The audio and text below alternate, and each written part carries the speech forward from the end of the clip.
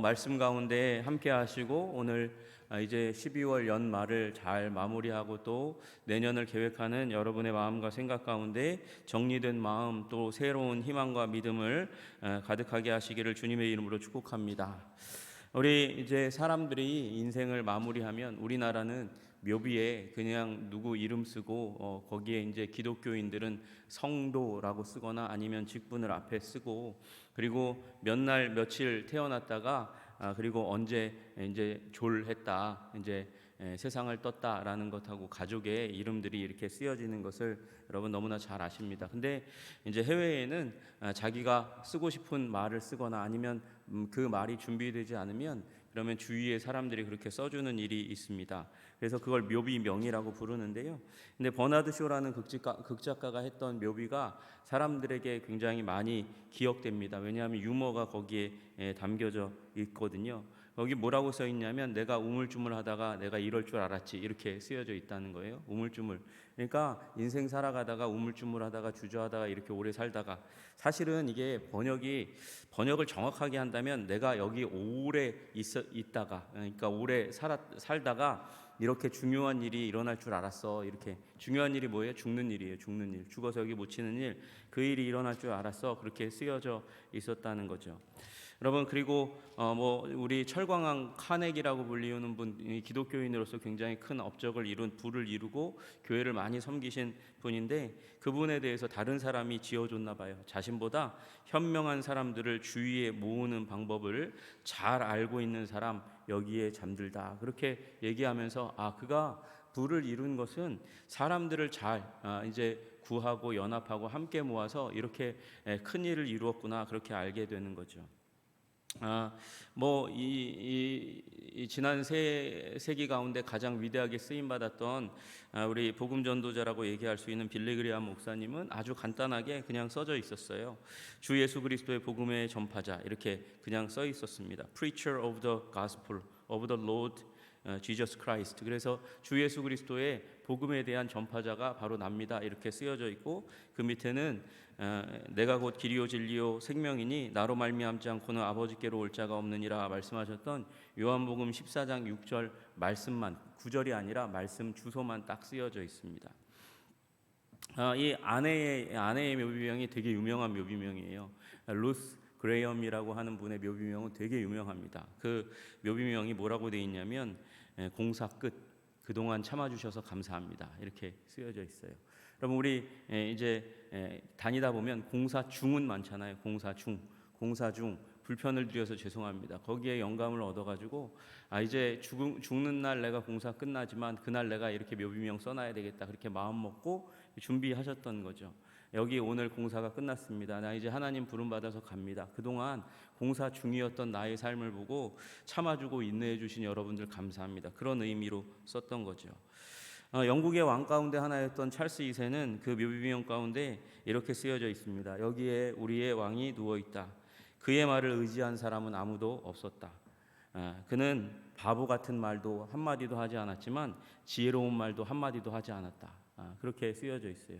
비참한 거죠. 비참하게 왕이었지만 큰 영향력을 가지고 있었지만 아무도 그에게 의지하지 않고 그는 뭐 중요한 말도 하지 않은 그저 평범한 사람으로 살아갔다고 이야기하는 것입니다.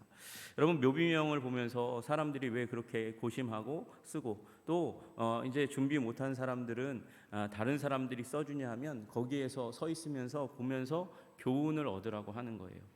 우리 인생의 마지막이 이렇게 끝나는데 어떤 사람은 굉장히 비참하고 혹평을 받는가 하면 어떤 사람은 자기가 준비한 말로 사람들에게 이 길을 준비하라고 이야기하고 있는 것이죠. 여러분 우리 인생 한 번밖에 없는 인생인데 여러분 그 인생 가치 있고 아름답게 사시기를 주님의 이름으로 축복합니다. 여러분 그 인생을 살아감에 있어서 너무 대단한 것을 우리가 잘 준비해야 아름다운 인생, 가치 있는 인생을 사는 것이 아니라는 사실을 우리는 기억해야 됩니다. 여러분 우리가 가치 있는 인생을 사는 것, 아름다운 인생, 그리고 해가 되지 않는 인생을 살아가려면 우리는 몇 가지 분명한 부분을 체크하고 가야 됩니다. 그게 바로 정체성이라고 얘기하는 것입니다. 나는 누구인가? 나는 어떤 존재인가? 라는 부분이죠. 그 어떤 존재인가에 의해서 내 인생이 가치 있는 건가 아닌가라는 부분이 사실은 결정됩니다. 이 가치 있는 존재인가 아닌가라는 부분은 또 여러분 다 아시다시피 이 사람이 어떤 직업을 가지고 어떤 지위를 가지고 사는가에 대해서도 또 연관되어 있죠. 여러분, 그래서 사람들은요, 이 문제를 해결하기 위해서 인생의 반 정도를 허비하다가 이제 확정되면 그것 가운데서 비참함과 그리고 고귀함이 이렇게 구별되어서 끝까지 간다고 생각하는 경향이 있는 것 같아요. 여러분, 그러나 여러분, 이 사람들이 그래가지고 나는 누구인가 정체성의 문제를 해결하기 위해서 많은 사람들이 심리학에 의지하고 또 세상의 학문에 의지하고 철학에 의지하는 일들이 일어납니다. 심리학에 의지하고 또 인문학에 의지해 봐야 여러분 거기에서 이제 이 시대 가운데서는 특별한 무엇이 나오기가 힘듭니다. 왜 특별한 무언가가 나오기 힘드냐면 이 요새 인문학과 모든 심리학과 학문의 기초가 뭐냐면 진화론에 근거해 있기 때문이고, 진화론의 시작은 이 생명이 우연에 의해서 발생했다는 것을 전제하고 있는 거거든요. 여러분, 그러니까 그렇게 시작하면 여러분과 저는 우연의 존재일 뿐이에요. 우연의 존재. 이 우연이라는 것은 필연이 아닌 것이잖아요. 목적이 있고 계획이 있어서 그래서 이 세상 가운데 난 존재가 아닌 것이죠. 그래서 가치 있는 존재로 이 땅을 살아가기가 힘든 일이 일어나는 겁니다. 그래서 나는 누구인가의 문제가 하나님 안에서 해결되지 않으면 안 되는 것이죠. 또 그렇게 우연에 의해서 태어난 사람들이 가치 있는 인생, 사람들에게 의미 있는 존재, 그리고 영향력 있는 인생을 살아가기 위해서 사람들은 관계를 형성하고, 그래서 관계 가운데서 보호받아서 다른 사람들이 함부로 할 수 없는 그런 존재가 되기를 원하고, 또 그에 걸맞는 직장과 명성과 돈을 얻으려고 하는 일들이 일어납니다. 그것이 나를 가치 있게 하고 영향력 있게 만들 거라고 생각하는 것이죠. 여러분, 그러나 여러분, 이 모든 문제가 사명 안에 있다는 사실, 사명 안에 있다는 말은 뭐냐면 하나님 안에 있다는 사실을 기억하시기를 주님의 이름으로 축복합니다. 우리의 인생의 문제는 하나님 안에서 해결돼야 되고, 하나님의 손아귀에 붙잡혀서 하나님의 목적과 사명에 의해서 우리가 다듬어져야 한다는 것이죠.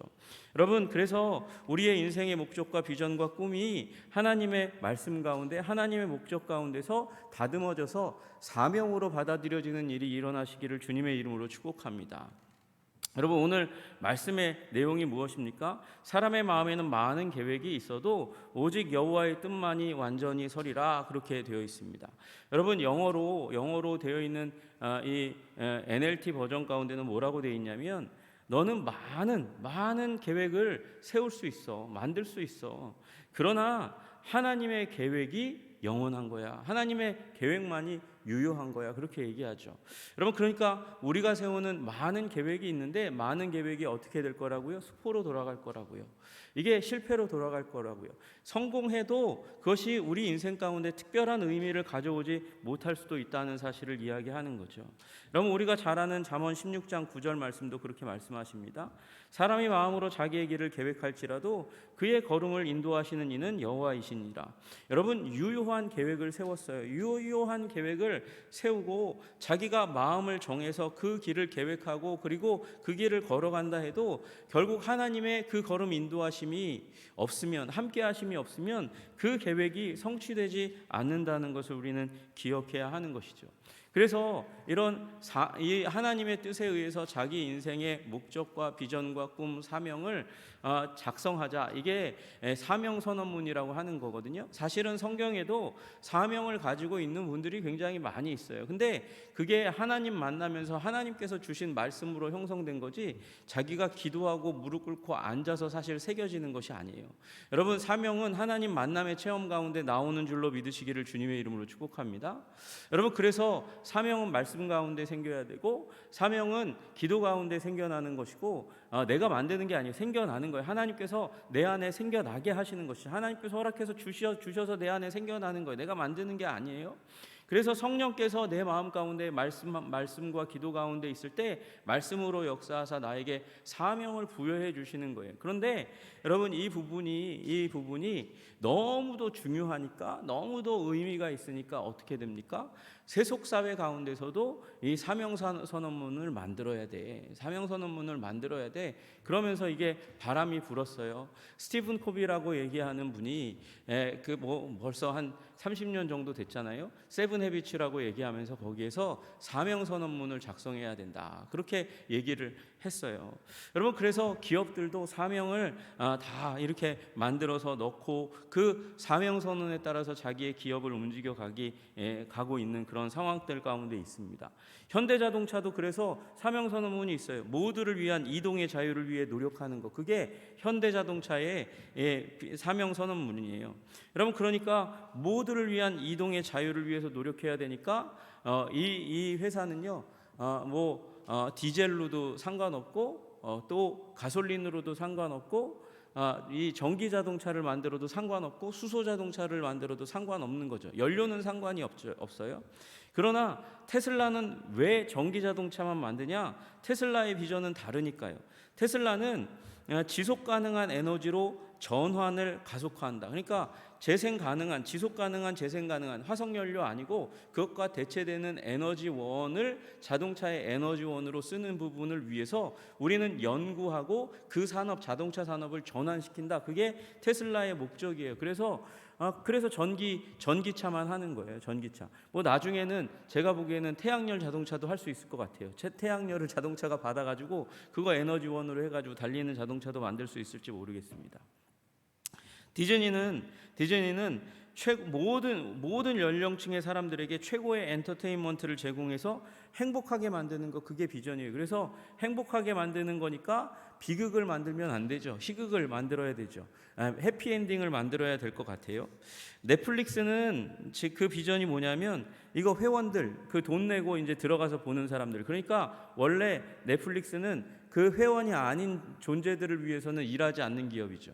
회원들만을 위해서 일하는데 회원들이 들어와서 그 시간을 그 넷플릭스에 많이 사용하도록 하는 게 이 회사의 비전이에요. 그러니까 넷플릭스에 걸리면 여러분의 시간이 많이 영화 보는 거, 드라마 보는 거, 그걸로 끝날 가능성이 굉장히 많습니다. 나이키라는 기업 모르는 사람들이 없잖아요. 나이키 기업의 비전이 뭐냐? 여러분, 그냥 운동화 잘 맞는 거, 운동복 잘 만드는 거, 그게 비전일 것 같은데 나이키의 비전은 달라요. 전 세계 모든 선수들에게 영감과 혁신을 주는 것이 나이키의 비전이라는 거예요. 그러니까 영감을, 내가 경기를 어떻게 하면 더 잘할 수 있을까? 그 경기력의 혁신을 이루기 위해서 나이키를 입어야 된다고 여기게 할 만큼 나이키의 모든 제품에 대해서 혁신을 가하고 변화를 가하고 잘 만드는 것, 그걸 위해서 연구하는 게 나이키의 비전인 거죠. 여러분, 우리도 원래는 성경에서 따온 게 사명선언문이에요. 그래서 세속의 기업들도 열심히 그 사명을 만들고 그 사명을 자신의 머리에서 또는 대중에게서 끌어내서 만들어 놓고 그걸 위해서 에너지를 삼아서 열심히 일하고 있지만 원래 그것은 하나님께서 하나님의 사람들에게 주시는 것이죠. 여러분, 그래서 기도와 말씀과 성령 가운데서 여러분의 사명을 명확하게 만드시고 비전을 명확하게 만드시고 그리고 살아가시는 여러분들 되시기를 주님의 이름으로 축복합니다. 여러분, 그러면 이렇게 되면 무슨 일이 일어나냐? 나의 에너지를 집중적으로 쓸 수 있는 일이 일어나고요. 나의 에너지를 집중적으로 쓰면서 내가 허투루 시간을 쓰지 않고 성공을 위해서 더 달려갈 수 있도록 만드는 일이 일어나게 되는 것이죠. 어느 날 예수님께서 제자들을, 어느 날이라고 얘기하는 그날은 예수님이 십자가를 얼마 남겨두지 않은 상황 가운데였습니다. 예수님께서는 그 순간에 제자들의 발을 씻기기 위해서 물을 가져오고 정결예법에 쓰는 물을 가져오고 그리고 수건을 들고 제자들의 발을 씻겨주셨습니다. 그리고 씻겨주시고 나서 종의 본을 말씀해 주셨어요. 내가 진실로 너희에게 이르노니 종이 주인보다 크지 못하고 보냄을 받은 자가 보낸 자보다 크지 못하나니, 그렇게 말씀하시면서 너희가 이것을 알고 행하면 복이 있으리라, 그렇게 말씀하셨어요. 여러분, 끝에 있는 말씀이 굉장히 중요해요. 너희가 이것을 알고 행하면 복이 있으리라. 여러분, 이건 섬김에 관련된 말씀이죠. 섬김에 관련된 말씀. 야, 종이 주인보다 크지 못하니까 내가 주인인데 마스터인데 로드인데도 불구하고 너희들에게 서번트로 그렇게 서비스를 했다. 내가 종이 되어 너희들을 섬기는 일을 했다. 천한 종이 하는 일을 내가 한 거야. 그러니까 내가 주인인데 그럼에도 불구하고 했으니까 너희들이 주인보다 높지 못하니까 너희들도 이 일을 해야 되는 거야. 그렇게 말씀하시고 나서 너희가 이 사실을 명확하게 알고 행하면 복이 있다, 이렇게 말씀하신 거거든요. 여러분, 이 부분은 우리에게 섬김의 삶을 촉진하고 그 명확한 사실을 알고 섬기면 그러면 우리에게 진정한 영적인 복이 임하게 될 것이라고 말씀하시는 것이지만, 이 앞에 부분을 다 띄고서도 이건 진리예요. 앞에 부분을 다 띄고 너희가 이것을 알고 행하면 복이 있으리라. 이것이 뭐예요? 이건 종됨의 하나님의 진리죠. 근데 종됨을 띄고 하나님의 진리, 하나님의 뜻, 하나님의 목적, 하나님의 선하시고 기뻐하시고 온전하신 뜻, 그것을 알고 행하면 복이 있는 거죠. 알고 행하면 복이 있는 거예요. 여러분, 우리의 사명은 다른 것이 아니라 성경에 나와 있는 하나님의 뜻, 일반적인 계시의 뜻을 우리가 알고 행하면 복이 있는 것이죠. 그렇게 여러분, 우리 가끔 보면 그런 분들이 있어요. 사명 선언문 하자 그러면 모르겠어요, 목사님. 전 사명이 뭔지 모르겠어요. 사명이 도대체 뭐예요? 제가 뭘 하면서 살아야 될지 도대체 감도 안 잡히고 어떻게 해야 될지도 모르겠어요. 그렇게 얘기하는 분들이 있어요. 여러분, 그러면 어떻게 해야 되냐면 일반적인 하나님의 뜻, 그걸 하다 보면 하나님께서 주시는 나를 향한, 내 인생을 향한, 나 자신의 인격을 향한 하나님의 비전과 뜻을, 목적을 깨달아 하는 일이 일어나는 거거든요. 여러분, 그래서 나에 대한 특별한 뜻을 알려면 일반적인 하나님의 뜻에 충성해야 돼요. 그래서 성경 보면 다 나와 있어요. 일반적인 하나님의 뜻이 무엇인지. 그걸 하나 기록하고 그것을 그 하나님이 계시하신 가치의 뜻을 우리가 따라가며 살아가면 하나님께서 우리 삶에 확고부동한 나의 삶을 통해서, 내 인격을 통해서, 나의 이 시간대를 통해서 이루고자 하는 하나님의 뜻을 알려주시는 것이죠. 여러분, 주님의 뜻을 알고 행하여 복받으시는 여러분 되시기를 주님의 이름으로 축복합니다. 여러분, 우리 그 삶을 살아가는 것이 하나님이 우리에게 목적하신 거예요. 사도 바울이 어느 날인가는 이런 얘기를 했어요. 내가 내 몸을 쳐 복종하게 함은 내가 남에게 전파한 후에 자신이 도리어 버림을 당할까 두려워함이로다, 이렇게 얘기했어요. 여러분, 사도 바울이 뭐라고 얘기해요? 내가 내 몸을 쳐 복종하게 함은, 내가 지금 나를 쳐서 복종하고 있습니다. 나를 지금 쳐가지고 못하는 거예요. 복종이 쉬운 게 아니죠. 순종이 쉬운 게 아니에요. 주님 앞에 나를 섬김의 산제물로 드리며 살아가는 일이 쉬운 일이 아니기 때문에 내 몸을 쳐가지고 복종시킨다, 그렇게 얘기하고 있어요.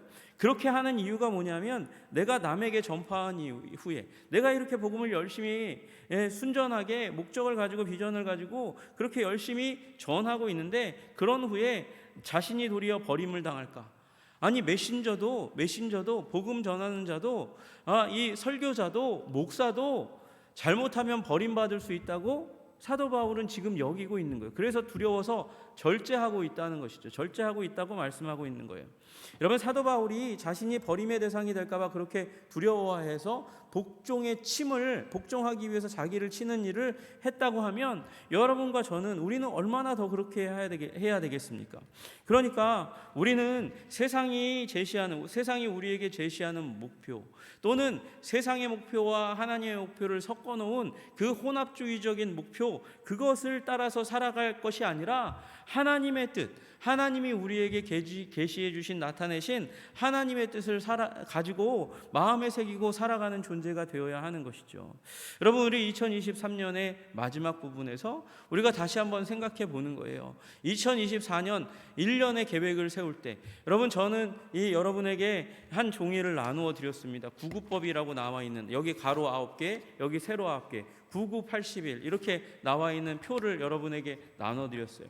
이게 유명하게 됐어요. 이게 강남에 있는 학원마다 우리 강남의 입시생들에게 요거 가지고 어떻게 할까 자기의 목표를 세우라고 그렇게 했어요. 왜 그렇게 했냐면 요 뒤에 있는 저번에 제가 한번 설교할 때 말씀드렸던 오탄이라고 하는 지금 미국에서 가장 잘 나가는 메이저리거, 일본 사람이어서 참 안 됐는데 가슴이 아픈데, 이 친구가 이 투수도 타자도 같이 하겠다고 고등학교 때부터 목표를 세우고 그렇게 자기 자신의 목표를 관리하고 그렇게 열심히 훈련을 했더니 지금 몸값이 세계에서 최고로 높은 야구 선수가 되었어요. 여러분, 그러니까 야구 선수 되는 부분, 그가 그렇게 훌륭한 선수가 된 이유가 뭐예요? 목표를 가지고 훈련했기 때문에 그래요. 자기를 절제했기 때문에 그래요. 그래서 훈련했더니 훌륭한 선수가 되었어요. 정말 훌륭한 선수가 되었어요. 고등학교 때 세웠던 목표가 뭐라고요? 8개 구단에 지금 일본의 프로야구 구단이 있는데 그 가운데서 이 구단에서 이 난리를 피우는 이유가 뭐냐? 첫 번째로 선수를, 고등학교 학생들 가운데서 선수로 지명해서 데려올 수 있는 권한을 어떤 팀이, 어떤 선수가 갖느냐, 이게 굉장히 중요한 거잖아요. 어떤 팀이 갖고 어떤 선수가 그 첫 번째 선수로 지명되느냐가 굉장히 중요한데, 그 첫 번째 팀이 지명하는 선수가 내가 될 거야. 그 목표를 가지고 진짜 열심히 살고 절제하고 밑에 인간성 좋은 인간이 되고, 운이라는 거 우리는 말로 바꾸면 하나님이 사랑하는 존재가 되기를 원하는 그런 열심을 가지고 일을 했더니, 훈련을 했더니 정말 그렇게 되었다는 거죠. 그렇게 되었다는 거예요. 여러분, 그래서 우리 세속에 있는 세상, 이 사람 그리스도인 아니에요. 그리스도인 아니에요. 일본이 얼마나 많은 잡신의 세상들 가운데 살아가고 있습니까? 그래도 지혜로우니까 이 계획을 가지고 썼어요.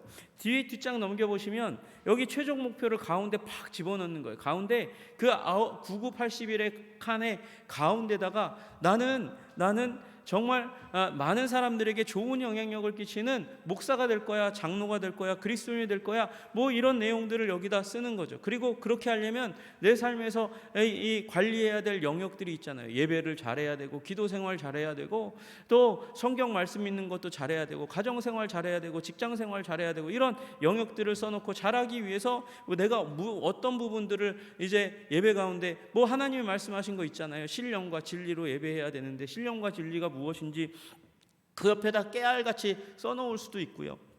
그리고 아주 그냥 기본적으로 예배 10분 전에 와서 그래서 10분 전 예배당 도착, 이런 것까지 써놓으면서 내 삶의 예배에 대한 영역, 기도에 대한 영역, 가정에 대한 영역 하나하나 아버지로서 또는 자녀로서 어떠한 역할을 감당하면서 내가 살아갈 것인가를 적어 놓는 거예요. 그렇게 1년 목표를 가지고 적어 놓으면 그걸 놓고 기도하고 또 고치고, 기도하고 고치고, 기도하고 고치고, 그래가면서 나를 자꾸 하나님의 뜻으로, 하나님이 내 마음 가운데 부어주신 그 마음으로 살아가도록 그렇게 돕는 것이죠.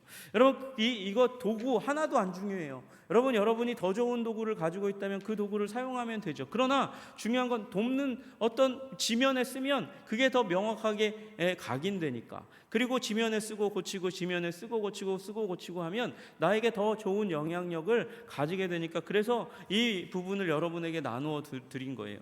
여러분, 그래서 여러분이 사명선언문, 내 인생의 사명선언문 너무 거창해요? 그러면 2024년 계획을 세워도 되는 거죠. 2024년에 내가 이룰 목표와 계획이 무엇인지. 여러분, 이거 나중에 요거 하나를 들고 그 다음에 행사를 준비할 때 써도 되고요. 행사를 준비할 때 써도 되고, 우리가 교회 건축을 할 때도 이 표를 사용해서 이 정말 아름다운 건강한 교회 건축하기 위해서 나는 의사소통을 어떻게 할 것인가, 건축사를 어떻게 선정하고, 설계사를 선정할 때 기준은 무엇일까, 그런 것도 여기다 쓸 수 있죠. 우리 교회 건축할 때 어떤 부서실이 있으면 좋겠다, 교육부서, 성가대실 이런 거 다 기본적으로 들어가야 되는데, 그 이외에 우리 교회를 더 명품 교회로 만들려면 어떤 부분이 더 필요할까 고민하고, 우리가 제한된 재정들 속에서 교회 건축을 하지만 이건 꼭 해야 되겠습니다라고 생각하는 부분이 있으면 거기다 적어놓고 기도하면 그것이 꿈이 현실이 되는 일들도 일어날 수 있겠죠.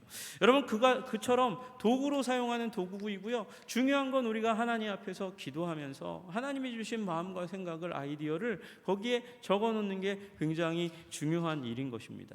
여러분, 그래서 우리 사명선언문을 작성하거나 2024년 계획을 여러분 이 시기에 잘 계획 세우셔가지고 여러분의 것으로 만드시고, 여러분이 1년 동안 애쓰고 힘쓰고, 저는 여러분이 만약에 쓰게 될 그 계획서가 있다면 그것이 여러분의 이 야복강 나루터가 되기를 주님의 이름으로 축복합니다. 그거 붙들고 기도하는 거예요. 거기서 하나님과 만나서 거기서 씨름하며 내가 하나님 말씀을 받아가지고 이렇게 거룩한 삶 살기 원하고 온전한 삶 살기 원하고 복 주시는 삶 살기 원하는데 왜 내 성품이 안 변하고 내 환경은 안 변하고 주님의 복은 멀리 있는 것 같이 여겨집니까? 주님 나를 도와주십시오. 그 붙들고 기도하면 거기에서 하나님께서 우리를 변화시키시고 아름답게 하시는 일이 일어나게 될 줄로 믿으시기를 주님의 이름으로 축복합니다. 여러분 우리가 정말 허공을 치듯이 그냥 기도하면 그 기도의 제목들이 이루어지지 않기 때문에 우리가 기도의 제목을 적어놓고 기도하라고 얘기하는 거예요. 여러분 기도의 사람 되시려면 기도의 제목이 있어야 되죠. 기도의 제목 없이 어떻게 기도의 제목이 될 수 있습니까? 여러분 예배의 사람 되려면요, 예배에 대한 욕심이 있어야 돼요. 예배에 대한 열망이 있어야 돼요. 예배를 통해서 내 마음이 충만하게 되기를 원하는 마음, 예배를 통해서 하나님께서 내 삶에 잘 변화되지 않는 양심과 마음에 대한 문제를 해결해 주시기를 간절히 마음 먹고 그래야 하나님께서 예배에 은혜를 주시는 거죠. 하나님, 내가 이 예배를 드릴 때 하나님 신령과 진리로 주님 예배를 드릴 때 그렇게 하나님 만나서 씨름하니까 야곱의 문제, 형과의 문제가 해결되었던 것처럼 예배에 내가 목숨 걸고 신령과 진리로 예배 드릴 때 주님 우리 가정 가운데 있는 이 큰 문제를 주님께서 씨름할 때 주님 해결해 주십시오. 주님 도와주십시오. 그렇게 열망을 가지고 기도하고 또 예배 드려야 거기에 하나님께서 역사하시는 일이 일어나는 거거든요.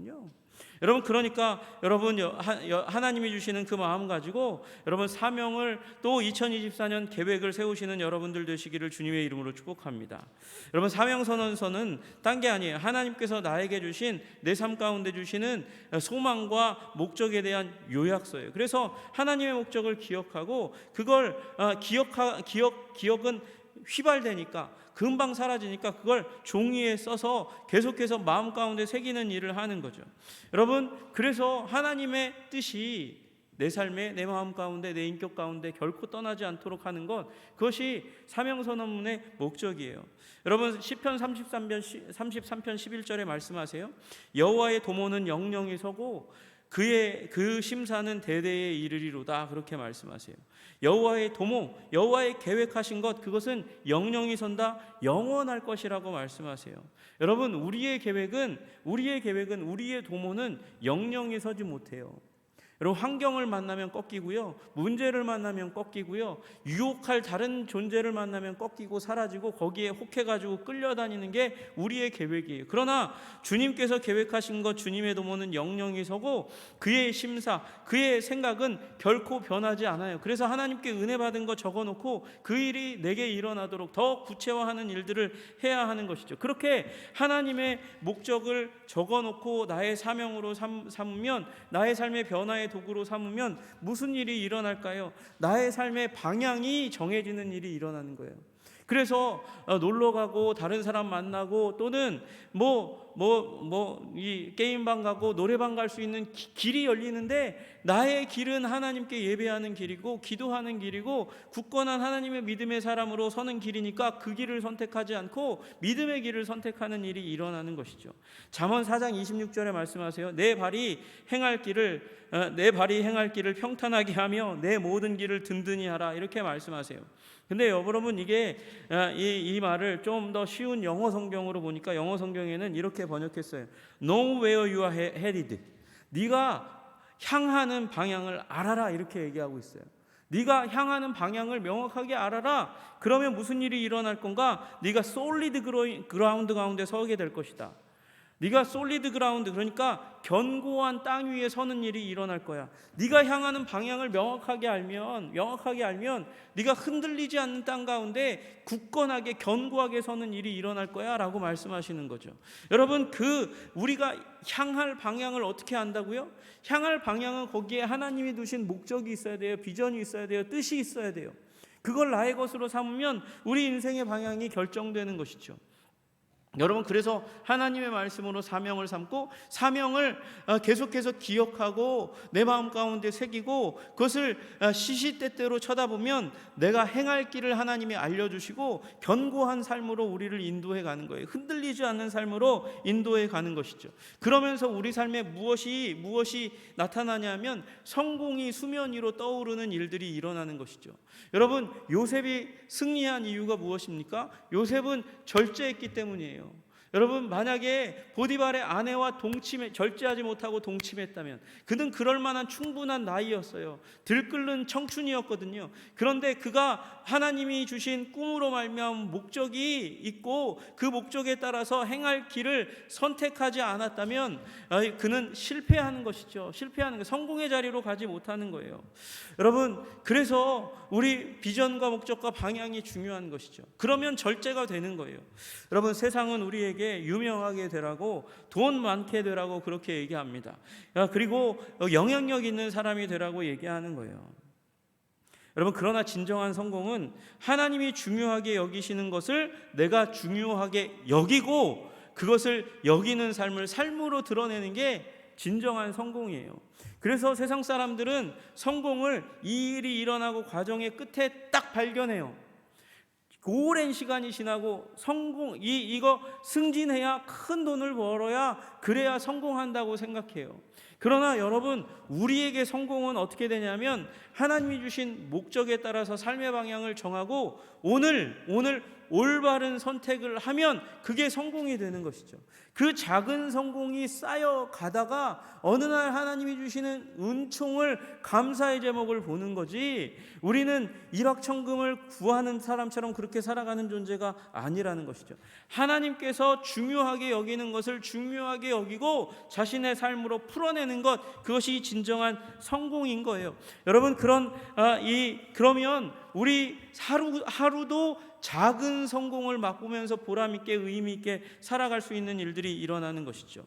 여러분, 빌립보서 1장 10절에 말씀하십니다. 너희로 지극히 선한 것을 분별하며 또 진실하여 허물 없이 그리스도의 날까지 이루고, 이렇게 되어 있는데, 여러분, 이 말을 영어 성경으로 보면 이렇게 되어 있어요. 지극히 선한 것을 분별해서 옳은 것을 선택하십시오. 분별해서 선택하라는 거예요. 하나님의 뜻, 하나님의 선한 뜻을 분별해가지고 분별했으면 옳은 것, 나쁜 거 아니고 그른 것이 아니고 옳은 것을, 선한 것을 선택하라고 얘기하는 거예요. 그러면 우리가 진실하고 그리스도 앞에서 진실하고 허물 없는 인생으로 인정받게 될 것이라고 말씀하시는 것이죠. 주님 오시기 전까지의 삶도 마찬가지고 오시고 나서도 우리를 그렇게 인정하실 거라고 말씀하시는 거예요. 여러분, 그렇게 성공이라는 게 분명해지면 우리의 역할이 분명해지는 일들이 일어나는 거예요. 역할. 내가 교회 가운데서 어떤 역할을 해야 되지? 가정 가운데서 어떤 역할을 해야 되지? 직장 가운데서 어떤 역할을 해야 되지? 그렇게 하나님의 뜻이 주는 방향과 목적과 그리고 성공이라는 가치관이 생겨나고 나면 우리의 역할이 생겨나서 자녀로서, 부모로서, 또 부부로서, 또 직장에서 내가 받은 그 직무가 있지만 그럼에도 불구하고 여러분, 작은 권력을 가지고도 군림하는 사람이 있거든요. 작은 권력을 가지고도 군림할 수 있는 사람이 있는데 큰 권력을 가지고서도 섬김의 사람으로 서는 사람들도 있단 말이죠. 여러분, 그렇게 완전히 다른 모습으로 살아갈 수 있는 일들이 일어나는 거예요. 여러분, 그래서 여러분 이렇게 사명을 가지고 역할과 방향을 생각하면서 하나님의 뜻을 내 마음 가운데 새기면 내 모습이 그려지는 일이 일어나는 거예요. 군림하는 자가 될 것인가? 섬기는 자가 될 것인가? 종이 될 것인가? 마치 주인처럼 행하는 거짓의 사람이 될 것인가? 여러분, 그래서 사명으로 여러분의 인생을 시작하시는 여러분 되시기를 주님의 이름으로 축복합니다. 여러분, 핵심적으로 여러분이 중요하게 생각하는 단어를 생각해 보세요. 나는 정직한 사람이 되고 싶어. 나는 사랑의 사람이 되고 싶어. 여러분, 다 하나님이 우리의 마음 가운데 주신 꿈이고 비전이고 우리 소망이에요. 나는 하나님의 뜻을 누구보다도 더 잘 아는 사람이 되고 싶어. 그것도 꿈이 될 수 있는 거죠. 여러분, 그렇게 나의 하나님께서 주신 내 마음 가운데 지금 떠오르는 핵심 가치를 적어보고, 그리고 나는 누구를 위해서 살아야 되는가? 뭐 우리들이야 정해져 있지 않습니까? 하나님을 위해서 살고, 가족을 위해서 살고, 가족 밖에 있는 사람 위해서 살지만 가족을 망하게 해서는 안 되는 것이죠. 가족을 위해서 살고, 이웃을 위해서 살고, 또 교회를 위해서 살고, 그러면서 나는 10년 후에 어떤 모습으로 서기를 원하는가? 10년 후에 저는 교회 건축을 성공적으로 마치고, 그리고 훌륭하게 이 교회를 이끌어가는 담임 목사로, 그리고 아버지로, 그렇게 남편으로 그렇게 서기를 원하는 마음을 가지고 그것을 나의 사명과 비전과 꿈으로 적어 놔야 하는 것이죠. 그리고 어떻게 해야 돼요? 이 일을 이루어 주시옵소서라고, 주님, 내가 최선의 삶을 살지만 주님이 이루어 주시옵소서, 주님 앞에 기도해야 되죠. 여러분, 목적이 내가 목적하고 적어 놓는다고 이룰 수 있습니까? 그러나 하나님께서 내 마음 가운데 부어주셨다면, 하나님께서 그냥 놀이하시려고 우리 마음 가운데 말씀의 비전을 부어주시냐고요? 이루기를 원하셔서 우리 마음 가운데 부어주시잖아요. 그러면 그 비전을 위해서 우리도 하나님과 함께 더불어 서야죠. 하나님과 함께 그렇게 하나님이 인도하시는 길을 걸어가야 하는 거죠. 여러분, 그래서 주님과 동행하는 삶을 살아갈 수 있는 더 큰 동력원이 우리에게 생기는 것입니다. 여러분, 사명 선언문을 적기 위해서 사람들은 이렇게 조언합니다. 사명에 대해서 생각할 시간을 가져라. 한순간에 이루어지고 딱 적어놓고, 멋있게 적어놓고, 자기의 장문 실력을 가지고 모든 지식을 다 집어넣어가지고 써놓고서, 그리고 뭐 한 3시간 써놓고서 그 다음에 잃어버리는 삶, 그거는 사명 선언문을 적어놓는 놀이를 한 거지, 사명 선언문을 적어놓고 그대로 사는 게 아니에요. 그래서 오랫동안 생각하고 적어서 완성 시점을 최소한 6개월 이후로 잡으라는 거예요. 계속해서 그렇게 고민하고 생각하고 적어놓고 문장으로 다듬고, 또는 여러분에게 드린 이 페이퍼로 남겨서 자기 것으로 삼으라는 것이죠. 그리고 그 사명선언문을 만들어 갈 때, 그 하나님이 주신 지혜와 그 은혜 가운데서 적어갈 때, 받아서 적어갈 때, 문장으로 만들어 갈 때, 그때 주변 사람들하고도 많이 얘기하는 거예요. 이건 세속의 방법입니다. 세속의 사명선언문을 적는 사람들이 이렇게 얘기 많이 해요. 여러분, 시간을 드려야 되는 건 사실이에요. 그러나 주변 사람들과 얘기도 많이 하십시오. 생각보다 내가 나를 잘 모를 수가 있어요. 주위 사람들에게 지혜를 구하십시오. 그러나 여러분, 가장 대화를 많이 해야 되는 분은 누구예요? 하나님하고 대화를 많이 해야 돼요. 그래서 여러분, 부르짖어서 하나님께 기도하는 것도 중요한데, 하나님, 주님, 저를 어떻게 생각하십니까? 물으면서 하나님 앞에 지혜를 구하는 일이 일어나야 되는 것이죠. 그리고 가지고 다니면서 수시로 작성하고, 그리고 그걸 다 완성했다 끝이라고 하지 말고, 그 이후에도 계속해서 나의 사명을, 또는 2024년의 계획을 업데이트하면서 수정하면서 나아가는 일들이 필요하다고 이야기하는 것입니다. 여러분, 제가 말씀드리는 이 부분을 왜 해야 합니까? 하나님께서 나를 사랑하시고 또 성공적인 인생을 살아가도록 하기 위해서, 우리가 하나님께서 나를 창조하신 창조의 목적에 조금이라도 더 가까이 살아가기 위해서 이런 이 사명선언문을 적어놓고, 또 2024년을 계획하고 계획서로 작성하고, 그리고 수시로 바라보면서 기도하고 간구하면 어느 순간 하나님께서 이 사명을 이루시고 우리의 계획을 이루시는 놀라우신 하나님을 기억하게 되는 것이죠. 여러분, 사명의 사람 되시기를 주님의 이름으로 축복합니다. 사명의 사람 되시려면 말씀의 사람이 되셔야 돼요. 말씀의 사람 될 뿐만 아니라 기도의 사람 되셔야 되죠. 주님과 대화해야 되는 것이죠. 그리고 끈질긴 인내의 사람이 되어야 돼요. 이거 이루어지지 않는다, 그것으로 낭망하지 않고 이루어질 때까지, 하나님께서 내 마음 가운데 비전을 주셨으니까 이루어 주실 때까지 내가 인내하며 그리고 견디겠습니다, 그렇게 고백하고 나아가는 자들이 되어야 하는 것이죠. 여러분, 우리 잘 아시는 다윗이 목동으로 살았습니다. 목동으로 살다가 누가 불러요? 아버지가 불러요. 아버지가 부르니까 갔는데 그 앞에 누가 있었습니까? 사무엘이라는 사람이 있었어요. 마지막 사사이자 당시에 유명한 하나님께 예배드리는 예배자 제사장이었어요. 엘리를 이은 그가 기름불병에 가득 찬 그 기름을 다윗의 머리에 부었습니다. 여러분, 다윗이 왕으로 기름 부음 받았어요. 어렸을 때. 그게 이스라엘의 중흥을 부흥을 이룰 하나님이 왕으로 선택한 자, 이 우리 성경의 명칭으로 얘기하자면 그리스도, 그 당시에 그리스도로 부름받은 거예요. 하나님께서 기름 부은 거예요. 그 시대 온 인류를 위한 그리스도는 예수님이지만 그 당시 압박받고 있는 이스라엘을 위한 왕으로는 그리스도로는 다윗이 기름 부음 받은 거란 말이죠. 여러분, 그러나 그가 왕이 되기까지는 어마어마한 시간이 걸렸고요. 그 가운데는 어마어마한 대적들이 그를 기다리고 있었어요. 처음에 골리앗부터 시작해서, 여러분, 누가 또 방해꾼이었어요. 자기의 장인인 사울이 방해꾼이었어요. 심지어 자신의 아들도 반역을 하는 장애물로 등장하고 나타나잖아요. 여러분, 그럼에도 불구하고 그는 하나님이 주신 약속을 붙들고 인내하며 칼이 아니라 참음으로, 그리고 하나님의 뜻을 구하면서 사울을, 장인을 죽이지 않고 견뎌내는 삶을 살아갔잖아요. 여러분, 하나님의 사람, 내가 하나님께 기름 부음 받은 자인데 어떻게 하나님이 기름 부으신 자를 내가 칼로 훼손할 수 있는가, 죽일 수 있는가? 여러분, 기름 부음이라는 그 위대한 주제에 자신의 인생이 사로잡히니까 자신의 정치적인 적이에요. 정적이에요. 장인이라도 정적이잖아요. 그러나 그도 하나님이 기름 부어 세운 자니까 칼을 들지 않는 거예요. 여러분, 우리에게는 이처럼 다윗과 같이 하나님이 주시는 말씀 가운데 내 인생의 기초를 세우고 방향을 잡아야 훼손되지 않는 인생을 살아가는 것입니다. 실수하지 않는 인생을 살아가는 것이고요, 무너지지 않는 인생을 살아가는 것입니다. 여러분, 제가 예전에 한번 나눈 말씀이에요. 사도행전 13장 36절 말씀이에요. 다윗은 당시에 하나님의 뜻을 따라 섬기다가 잠들어 그 조상들과 함께 묻혀 썩음을 당하였을 때, 여러분과 저 가운데 그 어떤 사람도 이런 마지막을 맞이하지 않을 수 있는 사람은 아무도 없어요.